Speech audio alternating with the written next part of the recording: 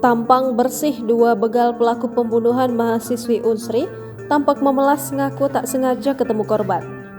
Tampang dua pelaku begal sadis yang menewaskan mahasiswi Unsri di Tanjung Senai, Kabupaten Ogan Ilir pada Sabtu 3 Februari 2024 malam akhirnya ditangkap. Dua orang pelaku yang diamankan yakni Herli Diansyah dan Nopriandi, diketahui keduanya warga Muara Enim. Dirkreskrimum Polda Sumatera Selatan, Kombes Pol Muhammad Anwar, Rekso Wijoyo membenarkan penangkapan kedua pelaku. Iya benar, kata Anwar saat dihubungi via telepon Rabu 7 Februari 2024. Keduanya diringkus tim gabungan Jatanras Polda Sumatera Selatan dan Satreskrim Polres Ogan Ilir.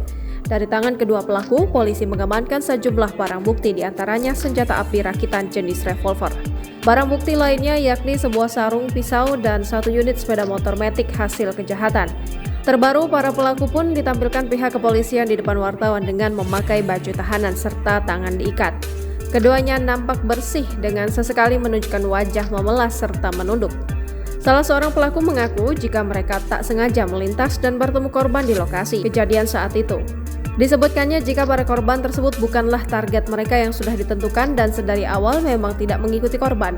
Sebelumnya diberitakan mahasiswi Unsri tewas dibegal di Tanjung Senai, Kabupaten Ogan Ilir, Jumat 2 Februari 2024 malam sekitar pukul 23.45 waktu Indonesia Barat. Informasi yang dihimpun, aksi begal sadis tersebut menimpa mahasiswi bernama Nazwa Keiza Safira yang mengalami luka tusuk di punggung. Selain menewaskan seorang wanita, aksi begal juga melukai seorang pria. Korban selamat diketahui bernama Aldo Prasetyo, dia mengalami luka di bagian pelipis. Kedua korban begal merupakan mahasiswa Fakultas Teknik Universitas Sriwijaya.